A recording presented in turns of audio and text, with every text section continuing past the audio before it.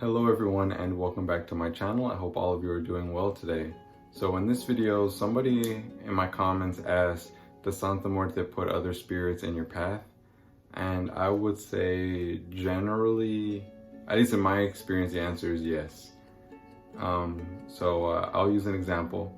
I've made a few videos on my channel about Jesus Malverde, and Jesus Malverde is a spirit from Mexico, and he's revered as a folk saint, so he's not a real canonized saint, but he's just a being who's elevated to something similar to sainthood by the people who venerate him, by the local people, the people of Mexico. And I guess now his reach is starting to extend beyond Mexico's borders into the US and other places. But anyway, so he was kind of like a Mexican outlaw, kind of a Robin Hood figure who appealed to me very much for a long time. Or at least he intrigued me, interested me. Now, I had been working with La Santa Muerte for a while, and one night I had a dream about her, but in the dream, she had someone with her, and it was Jesus Malverde, and she kind of brought him over to me. And so it's like she introduced me to him, and he was speaking to me in the dream, but I couldn't remember what he was saying. And if I remember correctly, he might have even been speaking in Spanish. Not that that's an issue for me, I speak Spanish, but so she kind of, the first time I dreamt of him or had an experience directly with him, she was there and she was kind of presiding over the whole thing, and she brought him to me basically. And so she had him formally be introduced to me. And so I would say yes, she kind of put him in my path. Now, from what I understand, I accidentally called out to him unwittingly, unknowingly. I did it on accident. It happens sometimes with me. I sometimes, just by researching a spirit and focusing on them just from doing research or something, I can accidentally call out to them. It's happened more than once, and it's led to some kind of interesting encounters, I guess you could say.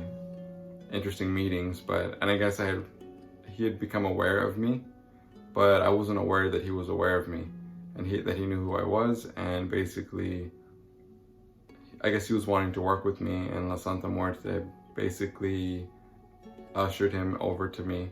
So she directly put him in my path, I guess I would say. She's the one who brought him to me. So that's one example. Another instance with La Santa Muerte is, I had a long time ago, I channeled some information from her, and I asked her, are there any beings who wish to work with me? And she actually gave me a nice long list of beings who wanted to work with me. And some of them were infernal, some of them were angelic, some of them were folk saints, some of them were underworld deities and gods and goddesses from other pantheons.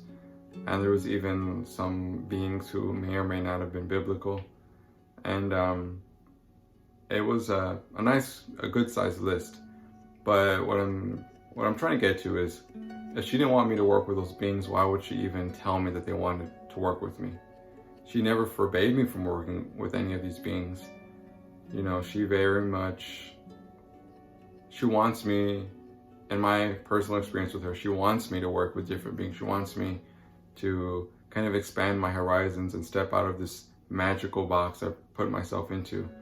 Because only by learning and experiencing will I develop my full skill set, we can say. And so I would say she's very much encouraging and supportive of me working with other beings. And she has put other beings in my path, like for example with Jesus Malverde, but it's happened, I guess, in indirect ways as well, like when she gave me a list of all the beings who wanted to work with me. And I think that instances like that make it hard for the argument that she's very jealous or something like that to really stand up. And it's not to say that I don't feel like she's necessarily jealous, but I feel like she doesn't like to be disrespected. Or like, if you start working with a new being, you wouldn't just throw her to the side and ignore her and forget about her. And she would get upset, and I don't feel like that's jealousy. I feel like that's just a complete lack of respect.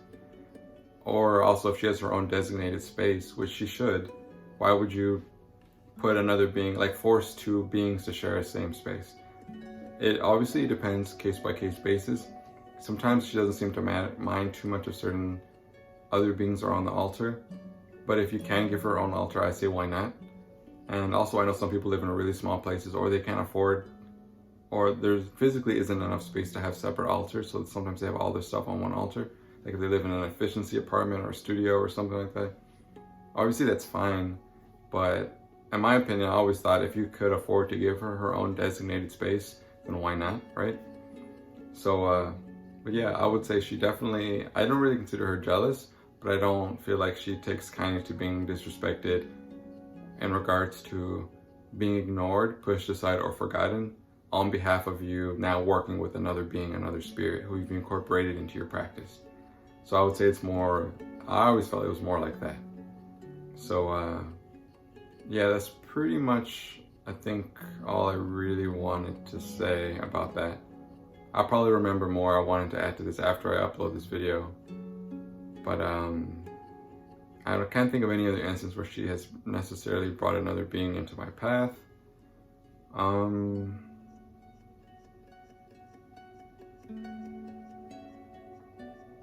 Yeah, I can't really think of any other instance. Well, there was the one instance where I did the lesser banishing ritual of the pentagram, where some of those archangels, she was there, she was happy. She was just happy I was doing like more advanced magic, I guess you could say. Or actually just kind of dipping my foot into real magic, I guess. Anyway, that's all I want to say in this video. Thank you all so much for watching. If you all have any questions, feel free to ask them in the comments below. I think that I get comments all the time. I try to reply to all of them, but lately it's been just so many, so I haven't been replying to comments the way I used to in the past. But if you find that I'm not answering your question, or if you asked a question that I haven't answered yet, just keep commenting it and will probably reply to it, or I might just make a video about it. So, and if you are following me or supporting me on Patreon, then absolutely you have access to me 24/7. I will actually answer anything you want me to answer. So thank you all so much for watching, and I will see all of you in the next one. Take care.